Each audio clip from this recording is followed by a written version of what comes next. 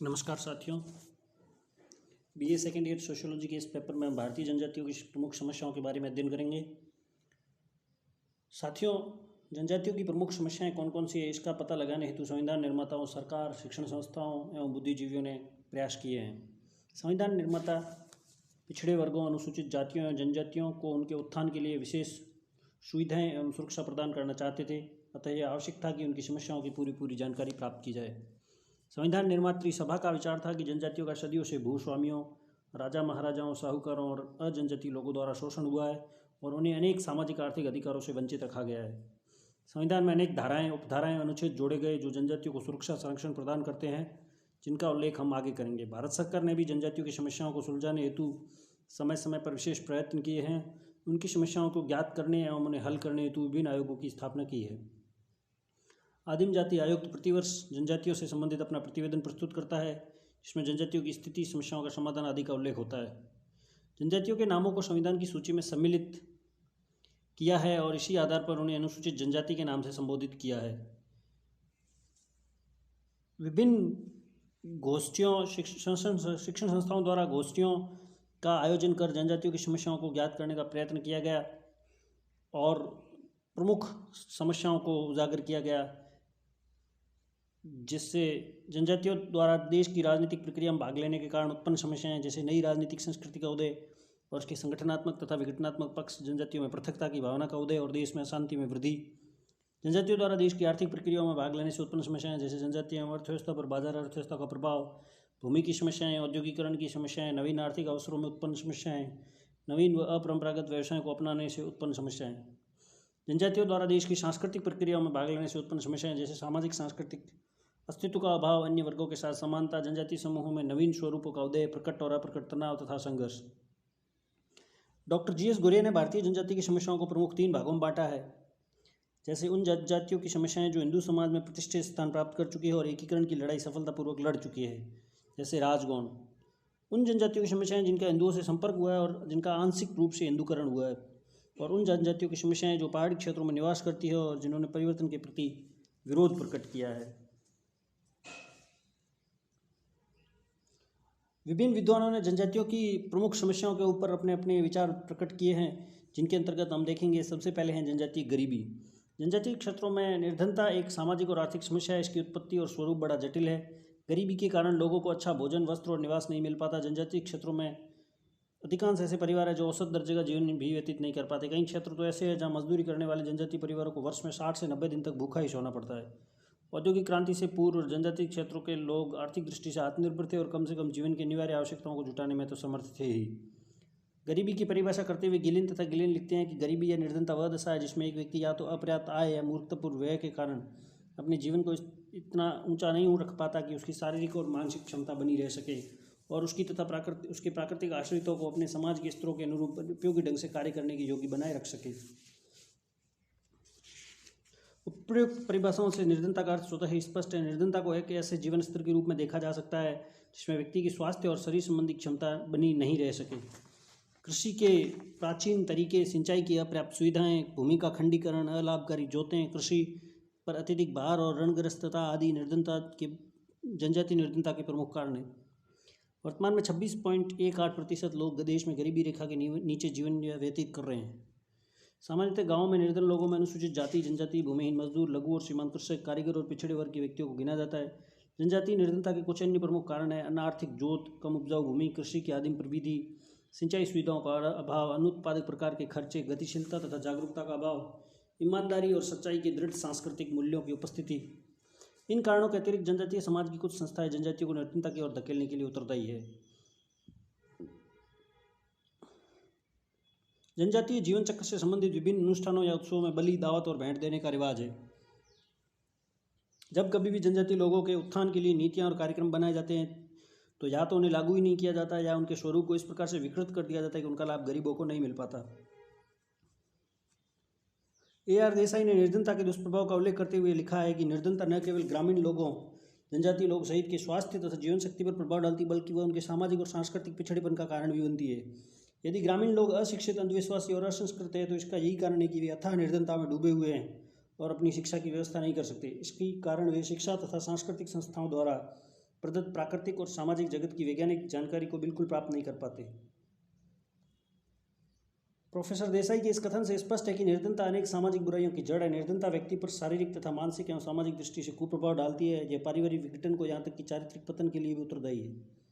ग्रामीण क्षेत्रों में जनजातीय लोग निर्धनता की मात्रा अन्य लोगों की तुलना में और भी ज़्यादा है। जनजातीय लोगों के कल्याण की दृष्टि से सरकारी और गैर सरकारी स्तर पर अनेक कार्यक्रम बनाए गए हैं, उनको क्रियान्वित भी किया गया, लेकिन इन सब का लाभ केवल उन सीमित लोगों को ही मिल पाया है जिन्होंने कुछ शिक्षा प्राप्त कर ली और जिनमें जागरूकता और राजनीतिक चेतना है।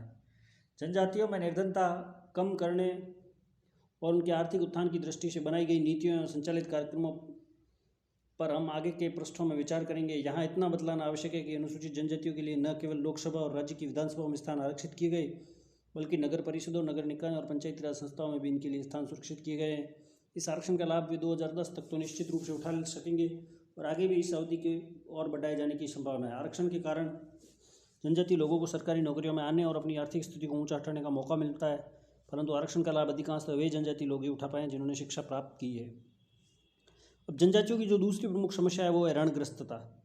संपूर्ण ग्रामीण भारत की एक प्रमुख समस्या ऋणग्रस्तता है। जनजातीय भारत में तो ऋणग्रस्तता की समस्या और भी ज़्यादा विकट है। जनजातीय समाज में लोग दरिद्रता और ऋण के बंधनों में जकड़े हुए हैं। देश के समृद्ध कृषि के सभी तत्वों जैसे कृषि योग्य भूमि की बहुलता, विभिन्न फसलें पैदा करने वाली जलवायु, पानी की उपलब्धता, मेहनती कृषक आदि के बावजूद भी कृषि पिछड़ी हुई अवस्था में है और भारतीय ग्राम पर निर्धनता की छाया पड़ी हुई है। कुछ जनजातीय लोगों को तो 2 वक्त की रोटी तक नहीं नसीब होती, उन्हें अपनी आवश्यकताओं की पूर्ति हेतु ऋण लेना पड़ता है। भारत में संपूर्ण जनजातीय जनसंख्या जो आज भी ऋणग्रस्तता की विकट समस्या का सामना करना पड़ रहा है। संपूर्ण भारतीय जनजाति में ऋणग्रस्तता काफ़ी विस्तृत है। जनजातियों में ऋणग्रस्तता का प्रमुख कारण उनमें व्याप्त निर्धनता और अभाव की अर्थव्यवस्था है। जनजातियों के बाहरी लोगों के साथ संपर्क ने उनकी समस्याओं को और भी बढ़ा दिया है। जनजातीय लोगों में ऋणग्रस्तता के जो प्रमुख कारण है वो इस प्रकार है। भूमि तथा जंगलों पर जनजातीय अधिकारों की समाप्ति, कृषि के अपरंपरागत एवं आदिम तरीके, परिणाम स्वरूप अनाज की कमी, अज्ञानता, विवाह, मृत्यु, मेले त्योहारों के अवसर पर अपने साधनों से अधिक फिजूल खर्ची, भाग्यवादी प्रवृत्ति, जुर्माने के संबंध में पंचायत निर्णयों को बहिष्कृत किए जाने के भय से पूरी तरह मानना। उपयुक्त कारणों की वजह से जनजातीय लोगों में हमेशा रुपयों की आवश्यकता रहती है और वे साहूकारों के शोषण का शिकार बन जाते हैं। उधार ली गई छोटी सी रकम पर समय के साथ ब्याज इतना बढ़ता है कि उस बढ़ी हुई रकम को लौटाना उसकी क्षमता से बाहर हो जाता है। परिणाम स्वरूप साहूकार के द्वारा दिए हुए कर्ज के बदले में उसकी जमीन हड़प ली जाती है। स्वयं योजना आयोग ने अपनी रिपोर्ट में बताया कि आर्थिक विकास का कोई भी कार्यक्रम जनजातीय अर्थव्यवस्था पर उस समय तक कोई प्रभाव नहीं डाल सकता जब तक कि जनजातीय लोगों को साहूकार के चंगुल से छुड़ाने के लिए कोई कठोर कदम नहीं उठाए जाते। गरीब जनजातीय लोगों को फसल बोने के समय साहूकार या व्यापारी से बीज उधार लेना पड़ता है। उसका 3 या 4 गुना अनाज उसे फसल काटने के समय लौटाना पड़ता है। इस बीच खाने के लिए जो अनाज उधार ले उसे भी इसी दर से लौटाना होता है। परिणाम यह होता है कि जनजातीय कृषक को अपनी फसल का अधिकांश भाग साहूकार को देना पड़ता है। कभी कभी तो फसल में उसके स्वयं के खाने के लिए अनाज नहीं बचता। ऋणग्रस्तता के दुष्परिणाम के यदि असर देखें तो ऋणग्रस्तता के परिणाम स्वरूप जनजातीय लोगों को अनेक कठिनाइयों का सामना करना पड़ता है। उन्हें भोजन भी भरपेट नहीं मिल पाता, इससे वे कई प्रकार के रोगों का शिकार हो जाते हैं। सीमित साधनों के कारण चिकित्सा की सुविधाएं भी नहीं जुटा पाते। इन सभी का प्रभाव उनकी कार्यक्षमता पर पड़ता है। वे कृषि में उन्नत खाद, बीज आदि का प्रयोग नहीं कर सकते। वे अकुशल श्रमिक का कार्य ही कर सकते हैं, दक्ष श्रमिक का नहीं, क्योंकि वे साधनों के अभाव में शिक्षा और किसी प्रकार का प्रशिक्षण प्राप्त नहीं कर पाते। ऋणग्रस्तता, बेकारी व दासता के लिए भी उत्तरदायी है। ऋण लेने वाले व्यक्ति को बंधुआ, श्रमिक या दास के रूप में कार्य करना पड़ता है। साहूकार ऋण देने वाले की भूमि को धीरे धीरे हथिया लेते हैं और जनजातीय कृषक भूमिहीन हो जाता है। विभिन्न जनजातीय क्षेत्रों के लिए किए गए अध्ययन इस तथ्य की पुष्टि करते हैं कि अधिकांश मामलों में ऋणग्रस्तता बंधुआ प्रथा और भूमि पृथक्करण के लिए उत्तरदायी है। ऋणग्रस्तता के कुछ परिणाम जो सामने आए वो इस प्रकार है। स्वतंत्रता का समाप्त होना और परिणाम स्वरूप जनजातीय श्रम शक्ति का साहूकारों के द्वारा उपयोग, भूमि से पृथक्करण और उस पर साहूकार का अधिकार, लड़कियों का विक्रय, संक्रामक गुप्त रोगों का बढ़ना। अगली जो जनजातियों की प्रमुख समस्या है वो है भूमि से पृथक्करण, लैंड एलियनेशन। भूमि से पृथक्करण जनजातियों की एक प्रमुख समस्या है। इसका तात्पर्य है कि जनजातीय लोगों को किन्हीं कारणों से उनकी भूमि से बेदखल कर दिया जाता है। उपलब्ध आंकड़ों से यह ज्ञात हुआ है कि करीब 88% अनुसूचित जनजातियां कृषि में लगी हुई है। जनजातीय लोगों का भूमि के साथ विशेष भावात्मक लगाव है। देश में प्रति व्यक्ति भूमि की मात्रा 1 एकड़ से भी कम है, जबकि संयुक्त राज्य अमेरिका में 7.5 एकड़, रूस में 4.5 एकड़ है। भारत में औसतन एक व्यक्ति को कृषि पर आश्रित है के पास 1.6 एकड़ भूमि है। इससे क्षेत्रीय भिन्नताएं अवश्य देखने को मिलती है।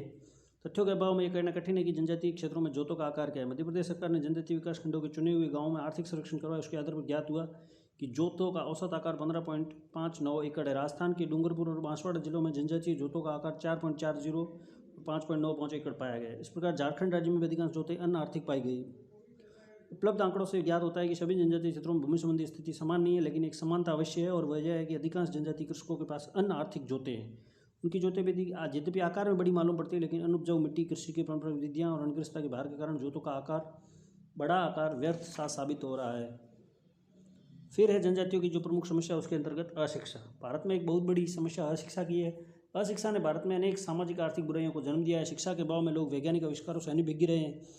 कृषि एवं कुटीर व्यवसायों का समुचित विकास नहीं हो पाया है। अशिक्षा के कारण लोग स्वास्थ्य के नियमों से अपरिचित रहे, अतः वे कई रोगों के शिकार हुए।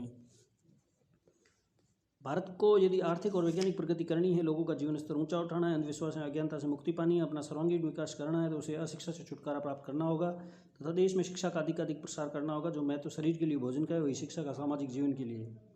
तो शिक्षा मानव जीवन का अनिवार्य अंग है।